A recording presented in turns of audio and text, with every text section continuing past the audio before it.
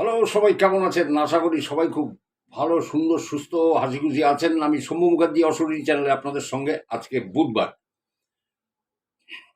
আমাকে বারাকপুর থেকে এক দাদাভাই ফোন করেছিলেন যে, "কি হলো? আপনি গল্প বলতে আসছেন না?" তা আমি বললাম, "দেখুন, আমার কাছে যা ঘটনা আছে, সেগুলো যদি আমি বলি আপনার শুনতে ভালো লাগবে না। ঠিক আছে? উম আজও যে ঘটনা আমি বলব সেটা কতটা হিট হবে বা কতটা ইয়ে হবে জানি না। কেন সবাই একটু রহস্য, রোমাঞ্চ একটু মানে শিহরিত হতে চান। কিন্তু অলৌকিক সব ঘটনা ঐরকম হয় না। সবসময় একটা ভীতির সঞ্চার বা ইয়ে ঠিক এইরকম ধরনের ঘটনা আসে না। অলৌকিক ঘটনা মানে যেটার কোনো বৈজ্ঞানিক ব্যাখ্যা পাওয়া যায় না। এটা বলা যায়। যে কি কারণে এটা হলো, কেন এটা হলো? এবং এক্ষেত্রে মানুষের সিক্স সেন্সটা খুব কাজ করে।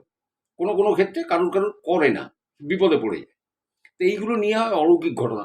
তো চলুন আজকে তো ভেবেছিলাম সোমবার আসবো। কিন্তু সেরকম মানে ঘটনা অনেক আছে। কিন্তু আমি সেগুলো বলবো। তবে ভিতরে ওই প্যাকিং দেওয়ার মতো আমি বলে দেবো। চলুন আজকে ঘটনায় চলে যাই। আর একটা কথা বলে রাখি, যারা এই ঘটনাগুলো পাঠান বা যারা তারা অনেক সময় তাদের নাম নিতে চান না বা কোথায় থাকেন সেটাও বলতে চান না। আমি সেক্ষেত্রে ১০০ ভাগ সহমত। আমি তাদের নাম নিই না এবং আমি যারা বারণ করেন এবং জায়গার নামও বলি না বা কোনো তারিখও আমি যদি উল্লেখ করতে না বলেন আমি করি না। হুম? এগুলো যার নিজস্ব ব্যাপার। তা ১ম ঘটনায় যাই। ১ম ঘটনাটা আমাকে পাঠিয়েছে, এই ছেলেটার নাম হচ্ছে পাপন। এ কিন্তু অনেক খবর রাখে। আপনাদের আগে বলে দিই। তো ও আমাকে একটা ঘটনা বলছে। বলল, বেশি দিনের কথা না, রিসেন্ট একটা ঘটনা। বলল, এক ভদ্রলোক তার বউ আর ৪ বছরের ছোট মেয়েকে নিয়ে বাইরে কোথাও বেড়াতে গেছিল। এবার বাইরে বেড়াতে গেছিল বলতে ধরুন, আমি ধরে নিলাম হতে পারে তার মোটর বাইক নিয়ে দীঘা, তাজপুর, মন্দারমণি কোনো জায়গায়। মোট কথা ও বলেছে বেড়াতে গেছিল এবং ফিরতে অনেক রাত হয়ে যায়। সেখান থেকে ফিরতে অনেক রাত হয়ে যায় এবং ওরা বিটি রোড ধরে। আমাদের এই যে বিটি রোডটা, তো বিটি রোড ধরে ওরা এগোতে থাকে এবং ও বলছে যে যখন মোটর বাইকটা বেশ জোর গতিতে যাচ্ছে, বলছে টিটাগড় তখন আরো ২ কিলোমিটার বাকি। টিটাগড় আরো ২ কিলোমিটার বাকি। তখন হঠাৎ যে মোটর বাইক চালাচ্ছে ছেলেটি, ওর নাকে একটা পচা গন্ধ লাগে। তো ভেবেছি বোধহয় আশেপাশে কুকুর বা কোনো বিড়াল টিড়াল মরা ফেলেছে সেই গন্ধ। কিন্তু মুশকিল হলো, মোটর বাইক তো চালিয়েই যাচ্ছে, সে গন্ধটা আর কিছুতে যাচ্ছে না। তখন ওর পিছনে বসে থাকা বউকে জিজ্ঞেস করে, তুমি কোনো পচা গন্ধ পাচ্ছ? তা ওনার স্ত্রীও বলেছে যে হ্যাঁ, গন্ধটা পাচ্ছে আর মনে হচ্ছে একটা হাওয়া চলছে। মানে হাওয়াটা একটা ঠান্ডা হিমেল হাওয়া ওদের যেন সাথে নিয়ে যাচ্ছে, মানে পিছনে ধাওয়া করছে। এবং ছেলেটা সিক্স সেন্স কাজ করে গেছে, ও বুঝতে পেরেছে। ছেলেটা একটু ধার্মিক গোছের ছেলে, ও বুঝতে পেরেছে কিছু একটা খারাপ কিছু আভাসও পেয়ে গেছে। এবং ছেলেটি বজরংবলীর ভক্ত। বজরংবলীর ভক্ত এবং ও গাড়ির গতিটা একটু বাড়িয়ে দিয়ে ওই হনুমান চল্লিশা পাঠ করছে। হুম মনে মনে, জোরে চিৎকার করে না, মনে মনে হনুমান চল্লিশাটা পাঠ করছে আর বলছে, বাবা বাঁচাও। কিছুক্ষণ যাওয়ার পরে মনে হলো পিছন দিক থেকে গাড়িটাকে কেউ এরকম ধাক্কা দিল। চলন্ত গাড়িকে পিছন দিক থেকে কোনো ধাক্কা দিল, গাড়িটা পাশের পাঁচিলে গিয়ে ধাক্কা খেয়ে ৩ জন ছিটকে পড়ে গেল। আর যে হাওয়াটা চলছিল, ওই হাওয়াটা উপরের দিকে উঠে গিয়ে গাছের পাতাগুলোকে একদম কাঁপিয়ে দিল। মানে ঝড় উঠলে যেরকম হয়, গাছটা এরকম সনসন করে কেঁপে উঠল। রাত্রিবেলা ওর ভিতরে যে পাখি টাকিগুলো বসে থাকে সেগুলো উড়ে গেল। ভদ্রলোক ভাবছে যে আমি তো বেঁচে আছি, আমার বউ মেয়ে বেঁচে আছে। দেখছে কিছুটা দূরে ছিটকে তার বউ আর মেয়ে পড়ে আছে এবং তারা সম্পূর্ণ অক্ষত, একটা আঁচড় পর্যন্ত লাগেনি। বাইকটা ক্ষতিগ্রস্ত হয়েছে ঠিক, কিন্তু ততটা গুরুতর নয়। যে স্পিডে বাইকটা ছিল, যা হতে পারত ততটা গুরুতর হয়নি। বাইকটা নিয়ে চলে আসার মতো। লোকটার যেটা হয়েছিল, লোকটার পায়ের অনেকটা অংশ জুড়ে ছাল উঠে গেছিল, সেখান থেকে রক্ত বেরোচ্ছিল এবং ওনার পায়ের আঙুলে কয়েকটা স্টিচ পড়েছিল।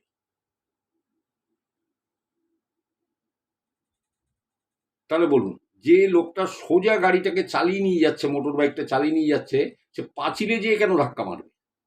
রাস্তার ধারে অত দূরে পাঁচিলে।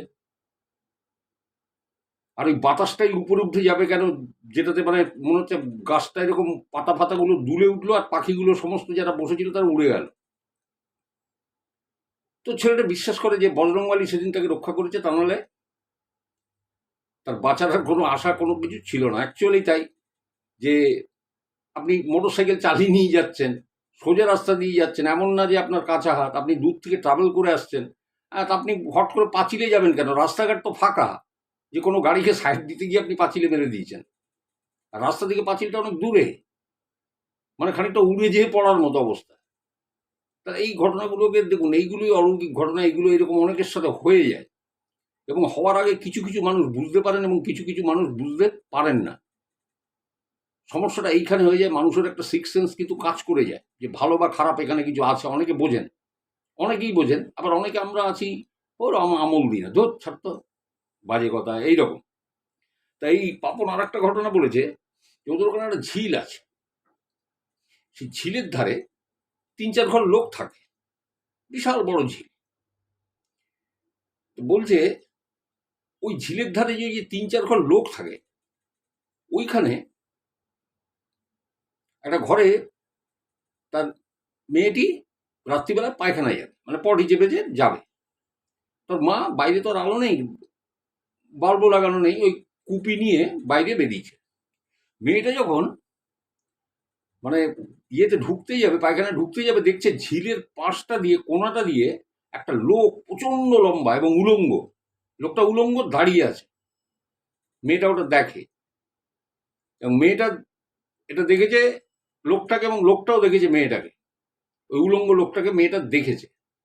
মেয়েটা পটি টটি করে আসার পর ঘরের ভিতরে যখন ঢুকেছে, মেয়েটা অসুস্থ হয়ে পড়ে এবং তার শ্বাসকষ্ট শুরু হয়, এবং সে বলছে যে তার বুকের মধ্যে কেউ চেপে বসে আছে।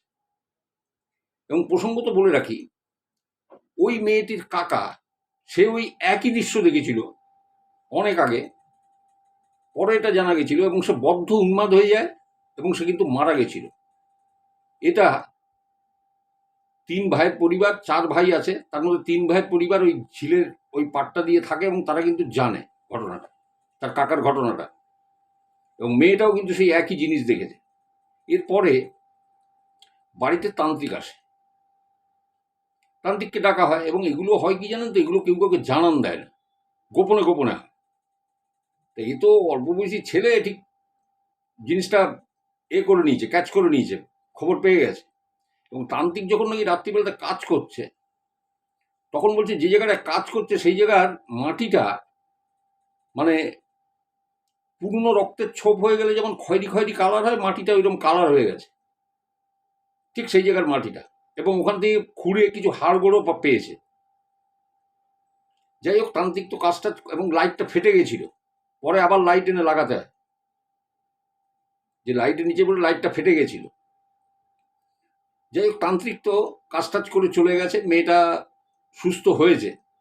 তো পাপন আমাকে বলছে যে আবার কিন্তু আমি খবর পাচ্ছি কাকু, যে আবার তান্ত্রিক এসছে ওখানে, তান্ত্রিকের আনাগোনা শুরু হয়েছে। তার মানে নিশ্চয়ই আবার কোনো ঘটনা ঘটেছে ওই ঝিলটাকে কেন্দ্র করে। এখন আপনাকে জানিয়ে রাখি, আমাকে বলেছে আপনাকে জানিয়ে রাখি, যে ওখানে ওরা হচ্ছে যে ফ্যামিলি, ওরা হচ্ছে 4 ভাই, তার মধ্যে 3 ভাই ওই ঝিলপাট দিয়ে থাকে। বড় ভাই ওখানে থাকে না, সে অনেকটা দূরে থাকে বলে তার পরিবারে কোনো সমস্যা হয়নি। বাকি এই 3টে পরিবারে কিন্তু ঝিলপাড়ে যারা থাকে তাদের কিন্তু এই সমস্যা হয়েছে। তার মধ্যে এক কাকা তো মারাই গেছে, ওই মূর্তিটাকে যখন দেখেছিল তারপর সে বদ্ধ উন্মাদ হয়ে যায় এবং মারা যায়।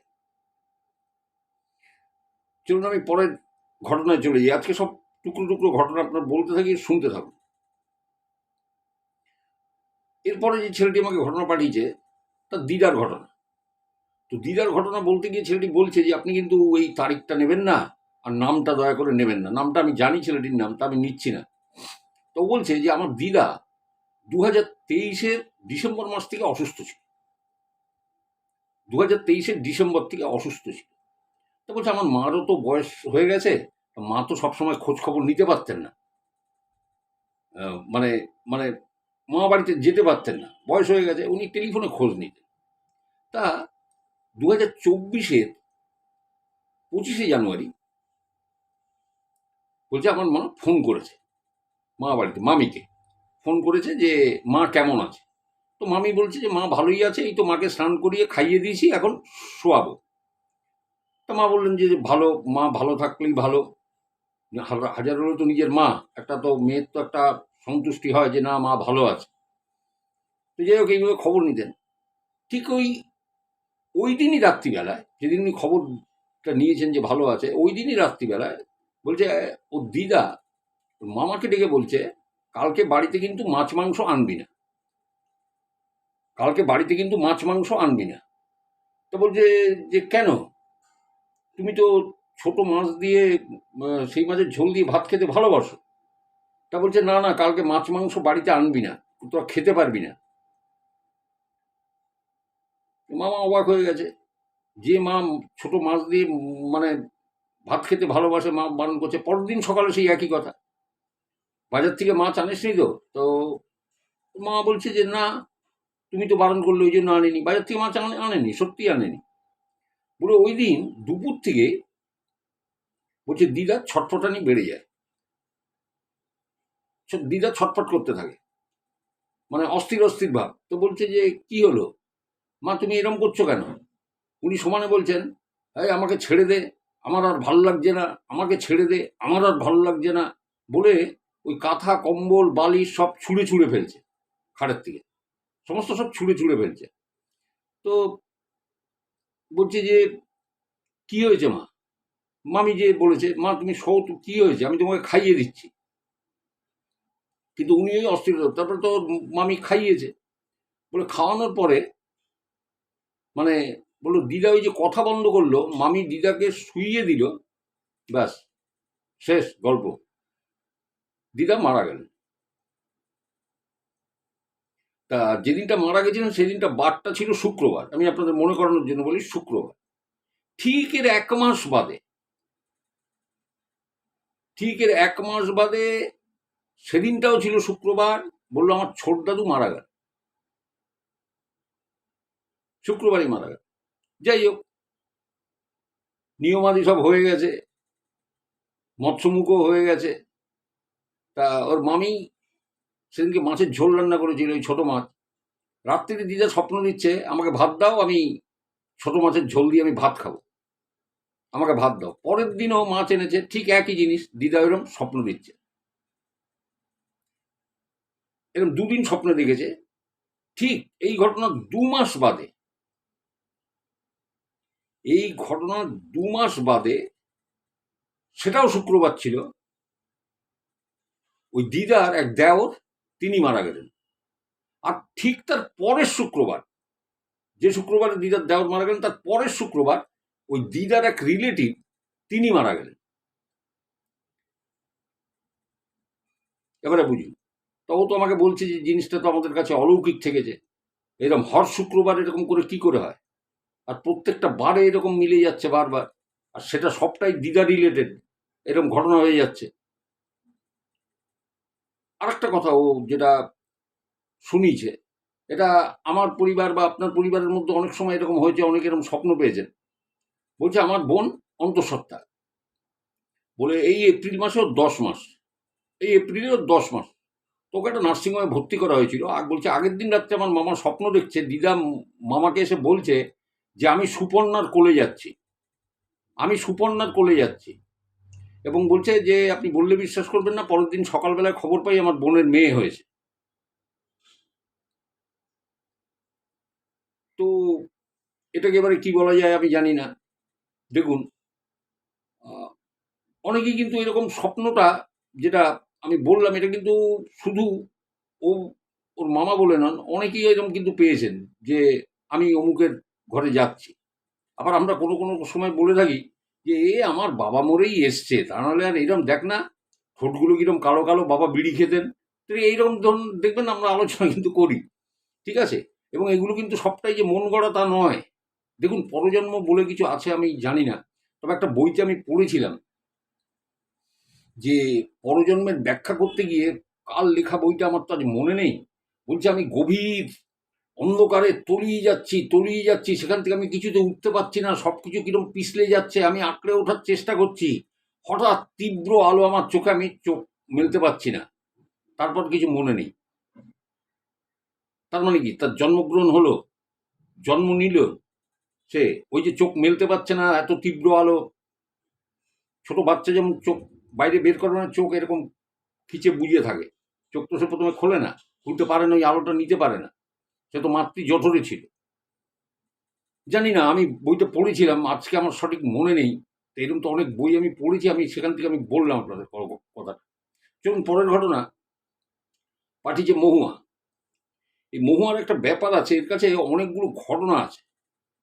তো ঘটনাগুলো ও স্টেপ বাই স্টেপ পাঠালে আমি আপনাদের এক এক করে আমি আপনাদের সামনে হাইলাইটস করব।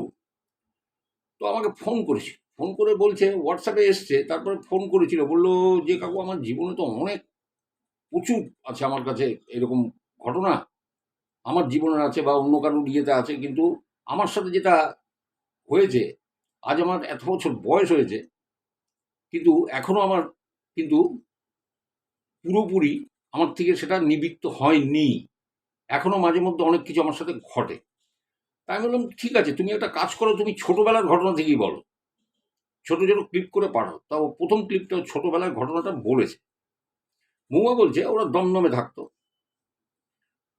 তো বলছে যে আমার বাবা ইনকাম ট্যাক্স সেল ট্যাক্সের লয়ার ছিল, আর মা স্কুল মিস্ট্রেস। বলছে আমার দাদা, বলে আমরা 3 ভাই বোন, 2 ভাই 1 বোন। বলবে আমার যে বড়দা আমাদের থেকে 11 বছরের বড়, আমার আর ভাইয়ের থেকে। মানে 11 বছর বাদে এনাদের যে সন্তান হয়েছে, এক ছেলে এক মেয়ে, তারা টুইন্স, যমজ, একই সময় হয়েছে। আর দাদার বয়স 11 বছর বেশি। তো বলছে যে বাবা তখন ভাবলেন ওরা একটা ফ্ল্যাট বাড়ির নিচে একতলাতে ভাড়া থাকে। তা বাবা তখন দোতলাটাও ভাড়া নিতে চাইলেন। বললেন যে পরিবার বড় হচ্ছে, ছেলেদেরও তো ঘর লাগবে, তা দোতলাটাও ভাড়া নেব। তা যেদিনকে ওই এগ্রিমেন্ট হয়, সেদিন সব হয়ে গেছে, কিন্তু বাবা, মহুয়া বলছে বাবা দোতলায় উঠতে পারেননি। বাবা অসুস্থ হয়ে যান এবং মারা যান। বাবার আর দোতলায় ওঠা হলো না। তো বাবা মারা গেছেন। তো মারা যাবার পর স্বাভাবিকভাবে সব ক্রিয়াকর্ম মিটে যাওয়ার পরে আমার মা স্কুল শিক্ষয়িত্রী, বলে উনি সব ওই দাদাদের নিয়ে সব নিচের মাল উপরে করা, এইগুলো সব করছেন। করে টোরে আমরা তো উপরে আসলাম, উপরে 3খানা ঘর। তা সব ফ্ল্যাটে কিরম থাকে, প্রথমেই ক্লপসেবল গেট, তারপরে দরজা খুললে অনেকের ডাইনিং থাকে, তারপরে ঘরগুলো থাকে। তা এদেরও তাই। তা এরা উপর নিচ দুটোই। বললো নিচে থাকতে আমাদের কোনো অসুবিধা ছিল না, আমার 2টো ঘর ছিল, তো তো যার জন্য বাবা উপরেরটাও ভাড়া নিয়েছে। বলে আমরা ছিলাম ওই বাড়িটার ব্যাক সাইডটায়, আর ফ্রন্ট সাইডে আর এক কাকিমা ছিল, তার হাজবেন্ড মারা গেছে, তার একটি মেয়ে আছে। ওনারাও একতলা দোতলা নিয়ে থাকতেন, কিন্তু আমাদের সামনের দিকটায় থাকতেন ওনারা। আমাদের চোখাচুখি হতো, দেখা হতো, কথাবার্তা হতো, আমাদের সাথে মিলমিশ ছিল। বললো উপরে যখন আমরা উঠলাম, বললো একদিন কি হয়েছে কাকু, তখন আমার বয়স 9 বা 10, আমি কোনো কারণে স্কুল যাইনি। তো 3টে ঘর, 3টে বেডরুম। তো 3টে বেডরুমে একটা রুমে আমি আর মা থাকি, আর একটা রুমে আমার ভাই আর দাদা থাকে, আর একটা বেডরুমে কে থাকে ও আমাকে বলেনি। মোট করে 3টে বেডরুম আছে। তা বলছে আমি শুয়ে আছি, সেদিনকে আমি কোনো কারণে স্কুলে যাইনি, মা স্কুলে গেছে, দাদা কলেজে, আর ভাই স্কুল গেছে, আমি একা। আমি চারপাশ থেকে না একটা পচা গন্ধ পাচ্ছি, চারপাশ ধরে একটা পচা গন্ধ আসছে আমার নাকে, বুঝতে পারছি না। তো মা বাড়িতে ফিরলে পরে, মা তো বিকেলবেলা ছুটি হয়ে যায় স্কুল, মা বাড়িতে ফিরেছে, মাকে বলেছি, মা বলে তোর মনের ভুল ওই রকম ইয়েতে। তো যাই হোক, এইভাবে দিন যাচ্ছে। প্রথম কটা দিন কিছু কাউকে বুঝতে পারিনি। এইবারে আবার একদিন আমি এরকম বোধহয় স্কুল কামাই করেছি, আমি বাড়িতে রয়েছি, দাদা কলেজ, মা স্কুল, ভাই স্কুলে গেছে। বলছে আমি খাটের থেকে উঠলাম, হ্যাঁ, আমি আর মা যে ঘরে খাটের থেকে উঠলাম, ঠিক মনে হলো পাশের ঘরে কেউ ঠিক একই রকমভাবে খাট থেকে উঠলে যেমন একটা আওয়াজ হয়, সেরকম একটা আওয়াজ হলো, ঠিক আমি যেরকম উঠেছি ঠিক সেই রকম। এবং আমি যে ঘরের মধ্যে স্টেপ ফেলছি, পাশের ঘর থেকেও সে স্টেপিংয়ের আওয়াজটা আসছে। মানে বলছে হুবহু আমি এই ঘরে যে অ্যাক্টিভিটি করছি, পাশের ঘর থেকে সেই আওয়াজ আসছে। বলছে আমার প্রচণ্ড ভয় লেগে গেছে। তবুও আমি কোনো কিছু না ইয়ে করে আমি পাশের ঘরে উঁকি দিয়ে দেখেছি সেখানে কিচ্ছু নেই। বলো এই করে তো কাকু চলছে, আমি তো বুঝতে পারছি, কিন্তু আমার কথা মাকে বলছি, মা বিশ্বাস করছে না, দাদা ভাই কেউ বিশ্বাস করছে না। আমরা বললে বিশ্বাস করবে না, কেউ বিশ্বাস করছে না। সবাই বলছে তোর মনের বাতিক, মনের ভুল, হ্যানা ত্যানা এইসব বলে। এই করে করে কাকু আমার ক্লাস 7 আমি পড়ি, বললো আবার ওই রকম আমি একদিন বাড়িতে রয়েছি, হ্যাঁ, কোনো কারণে আমি স্কুল যাইনি, 3জনের কেউ বাড়িতে নেই। বলছে হঠাৎ একটা শব্দ, আমি খেয়ে দিয়ে শুয়েছি, আমার শব্দে আমার ঘুম ভেঙে গেল। ঘুম ভাঙতে আমি বললাম এই কি শব্দটা কোথার থেকে এলো। আমি উঠে প্রথমেই তোমার ডাইনিং করবে ঘর থেকে বেরোলে, এবার আমি চাবিটা আর নিয়ে আসিনি ক্লবসবল গেটে। আমি দেখছি যে আমাদের ডাইনিংয়ে যে একটা কাচের বুকশেল্ফ আছে, কোনো জায়গায় কোনো জানলা নেই, কিছু না, কোনো আলো জ্বালা নেই। ওই কাচের বুকশেল্ফের পরে 3টে ছায়া এরকম নড়াচড়া করছে। ওই শ্যাডো কোথার থেকে আসবে, আমি দেখে এত ভয় পেয়ে যাই, আমি কান্নাকাটি করতে থাকি। আমি দরজা খুলে ক্লবসবল গেটের সামনে যে চিৎকার করে কান্নাকাটি করতে থাকি। তখন বাড়ির উল্টো দিকে যে ফ্রন্টে যে মাসিমা থাকতেন তিনি বেরিয়েছেন। এ বলছে হ্যাঁ রে কী হয়েছে কী হয়েছে, তুই এরকম চিৎকার করছিস কেন? তখনও বলেছে যে কাকিমা আমি ভয় পাচ্ছি, এরকম এরকম ইয়ে। বলে না না ওসব কিছু না, তুই ঘরে যা। বললো আমি কোনো রকমে যখন ব্যাকে আমি আবার এসছি, এসে ওই সেলফের দিকে তাকাচ্ছি, তখন দেখছি যে সেই ছায়াগুলো আর নেই।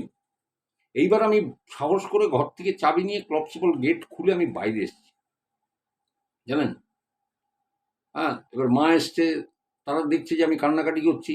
আমি বলছি এরম এরম হয়েছে, তোমরা কেউ বিশ্বাস করো না, তোমরা কেউ বিশ্বাস করো না, তোমাদের আমি বিশ্বাস করাতেই পারছি না। হ্যাঁ, এই ছায়া কোথার থেকে আসবে? হ্যাঁ, 3টে ছায়া পরিষ্কার নড়াচড়া করছে, চলাফেরা করছে, আর একটা অদ্ভুত ধরনের গন্ধ। তো যাই হোক, এরা বিশ্বাস করেনি। বলছে এরপরে কাকু কি হলো জানেন, আমার টোটাল স্কুল যাওয়া বন্ধ হয়ে গেল। মানে একরকম বলতে পারেন, আমার স্কুল যেতে ইচ্ছে করে না, আমার পড়তে ইচ্ছে করে না, আমার মানে কি বলবো, একটা জবুথবু মতো হয়ে যাচ্ছে। তখন মা দাদা এরা সব পরামর্শ করে আমাকে ডাক্তারের কাছে নিয়ে যায়। তো ডাক্তারের কাছে যখন নিয়ে যায়, ডাক্তার দেখেছে। ডাক্তারের কাছে গেলে বলে কি, চোখটা টেনে দেখে, জিভটা বার করো, পালস রেট দেখে, প্রেশার দেখে, হুম, পেট টেট টিপিয়ে দেখে কোনো ব্যথা ট্যাথা আছে কিনা। তা বলছে যে না কিছু তো পাচ্ছি না, তবে ও বাবা মারা গেছে তো ওই জন্য একটা শক পেতে পারে। এবার ডাক্তার ওষুধ দিয়ে দিচ্ছে, বলছে কন্টিনিউ, একটা মেডিসিন বা একটা বা দুটো মেডিসিন দিয়েছে, কন্টিনিউ করতে। বলছে কাকু আমার কিছু হয়নি, সেই মেডিসিন আমাকে খেতে হচ্ছে। হুম, সেই মেডিসিন আমাকে খেতে হচ্ছে। আর কতগুলো ব্লাড টেস্ট দিয়েছে। বলছে যতগুলো রিপোর্ট আসলো সব কটা নেগেটিভ, কোনোটায় পজিটিভিটি কিচ্ছু নেই, সব ঠিক। তো ডাক্তারকে যখন বলেছে যে রিপোর্ট দেখিয়েছে, ডাক্তার বলছে হ্যাঁ সব ঠিকই আছে, তবে ওষুধটা কন্টিনিউ করুন। বলে কাকু ওই ওষুধ খেয়ে খেয়ে আমি আরো দুর্বল হয়ে যাচ্ছি, আমি বোঝাতে পারছি না, কিছুই বোঝাতে পারছি না কাকু। এই করে আমার ক্লাস 7 থেকে 10 পর্যন্ত কেটে গেছে, 10। আমি মাধ্যমিক দেবো, আপনি ইমাজিন করতে পারছেন, আমার শরীর খুব দুর্বল। তখন বলছে যে আমাদের ওইখানে আমার পাশে এক ইয়ে থাকে, মানে মামা মামা বলে ডাকে। তো ওই ভদ্রলোক আমার মাকে ডেকে বলছেন যে দিদি আপনাকে একটা কথা বলবো। তা বলছে হ্যাঁ বলো। তো বলছে যে আপনার মেয়ের না ওসব কিছু হয়নি, আপনি ওকে একটা জায়গায় নিয়ে যেতে পারবেন। তা বলছে কোথায়? তখন একটা জায়গার নাম বলেছে, সেটা একটা মন্দির। তো বলে বলছে যে আপনি কিন্তু আপনার মেয়েকে বলবেন না যে আপনি মন্দিরে যাচ্ছেন, তাহলে কিন্তু ও যাবে না। আপনি বলবেন বেড়াতে যাচ্ছি, এই কথা বলবেন, বেড়াতে। তো বলছে ঠিক আছে। তো ওর মা যে বললো, আমার মা এসে আমাকে বললো চল তোকে বেড়াতে যাবো একটা জায়গায়, একজনের বাড়ি যাবো। তা মার সাথে আমি গেছি। কিন্তু সেটা একটা, যেখানে যে মা তুললো সেটা একটা মন্দির, এবং মনসা দেবীর মন্দির। এবং সেটা সম্ভবত নামটা যেটা বলেছে মনে হয় মসলন্দপুর, ঠিক আছে। এবং সেখানে এক মা থাকেন, যিনি এইসব ব্যাপারে খুব পারদর্শী। তখন ওই ভদ্রমহিলাকে বলেছে মা, মোহন মা বলেছেন যে মেয়ের এই এই এই হচ্ছে। তখন বলছে মেয়েকে ওষুধ খাওয়াচ্ছেন, ওষুধ খাচ্ছিস কেন? মেয়ের কি হয়েছে? মেয়ের যা হয়েছে সেটা ঠিক করবো আমি, ওর কি হয়েছে যে ওকে ডাক্তার ওষুধ দিয়েছে? ইমিডিয়েট এই ওষুধ বন্ধ কর। ওষুধ বন্ধ না করলে আমার দ্বারা কিছু করা সম্ভব না।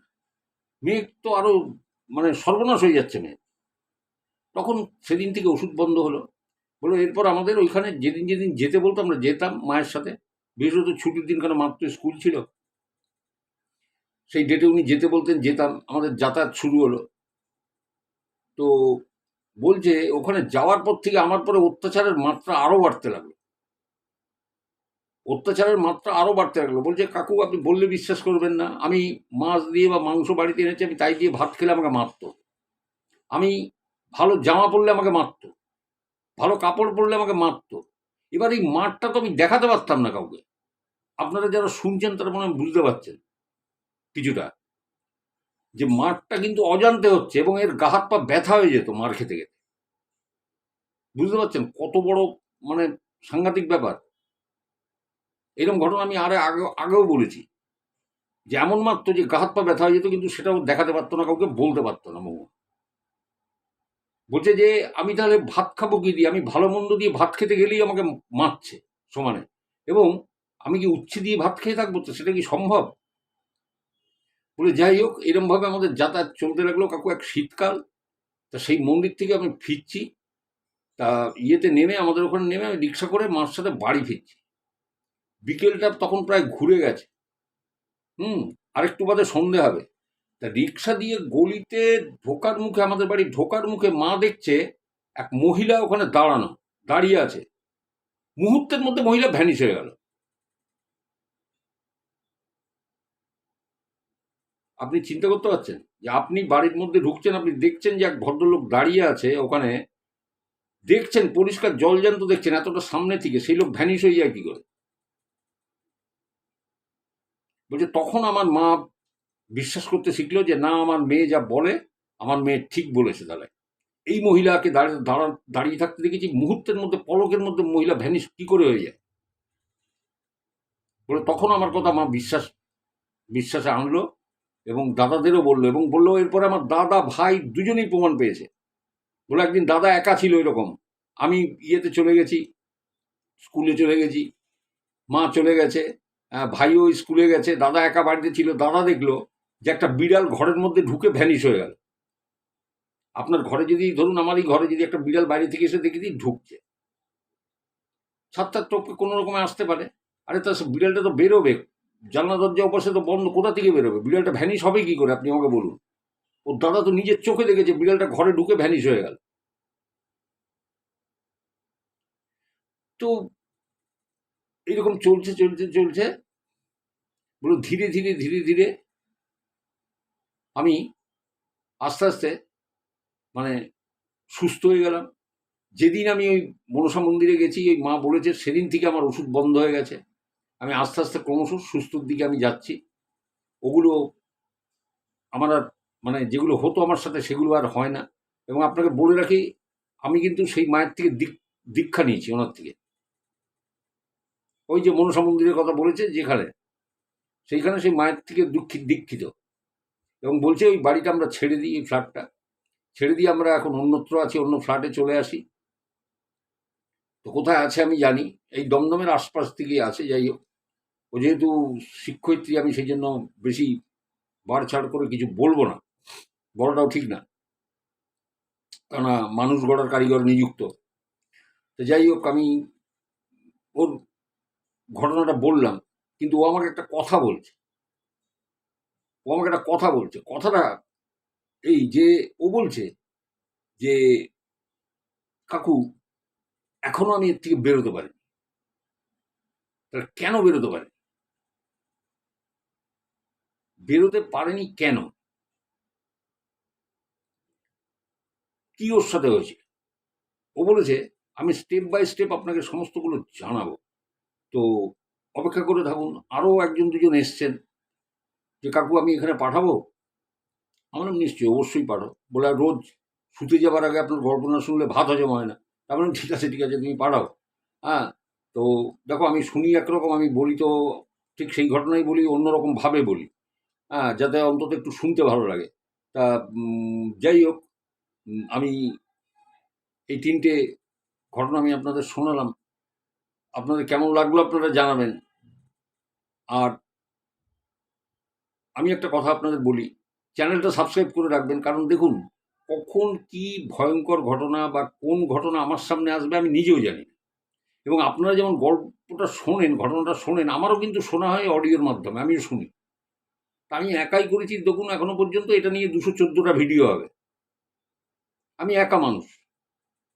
এই বিভিন্ন মানুষের থেকে যারা আমাকে ভালোবাসেন, আমাকে মোটামুটি ছোটরা যারা শ্রদ্ধা করে, ভালোবাসে, কেউ দাদা বলে ভালো, কেউ জেঠু বলে, কেউ কাকু বলে, কেউ দাদু বলে, তো যাই হোক, যেরকমভাবেই ভালোবাসে তারা কিন্তু পাঠায়। আমি যদি চ্যানেলে বসে আনসানটা আমি বকে দিতাম, তাহলে কিন্তু তারা আমাকে পাঠাতো না। আশা করি আমি তাদেরটা তুলে ধরতে পারি মা তারার কৃপায়।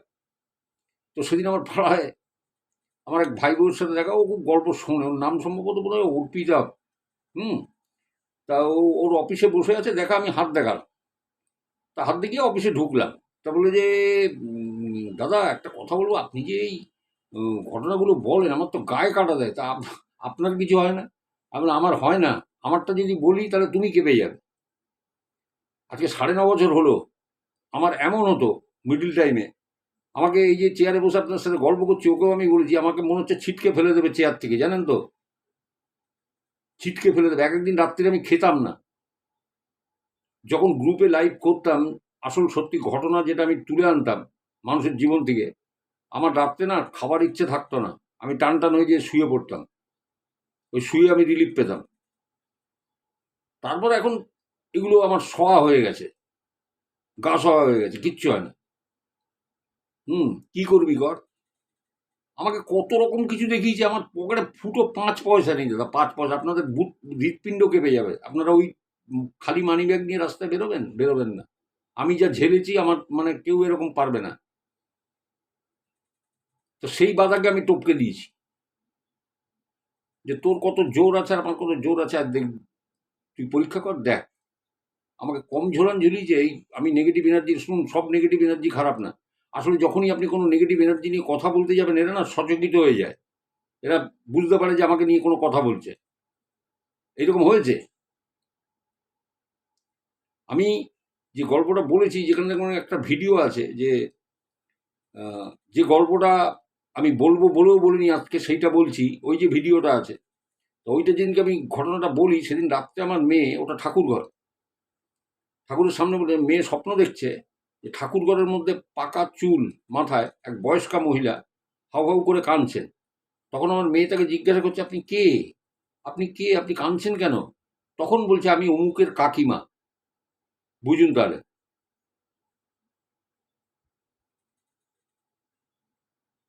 তো এই জিনিসগুলো ঘটে, দেখুন।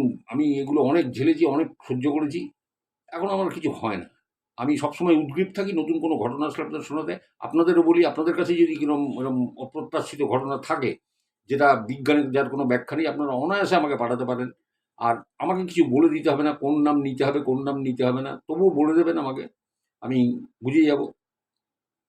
তাহলে আমার হোয়াটসঅ্যাপ নম্বরে আসতে পারেন, আমার ইনবক্সে আসতে পারেন। ইনবক্স মানে মেসেঞ্জার। তো মেসেঞ্জারে হলে হয় কি, আপনাকে মানে ক্লিপিংসটা, মানে ঘটনাটা বেশি বড় বলা যায় না, হোয়াটসঅ্যাপে আসলেই ভালো হয়। তাহলে যেখানে লেখা আছে মা, ঠাকুমা, দাদু, বাদশা, বৌতি, তো ওই জায়গাটা প্রেস করুন। হোয়াটসঅ্যাপ নম্বরটা আপনার সামনে চলে আসবে, দেখবেন ওই ডিসক্রিপশনটা যেখানে আছে, ওর নিচে হোয়াটসঅ্যাপ নম্বর আছে, ওই নম্বরে এসে আমাকে হাই লিখুন। আমি টেস্ট করে নেবো। সবাই খুব ভালো থাকুন, সুস্থ থাকুন, আনন্দে থাকুন, চ্যানেলের সঙ্গে থাকুন, আর ভালো থাকুন। সবাইকে নমস্কার।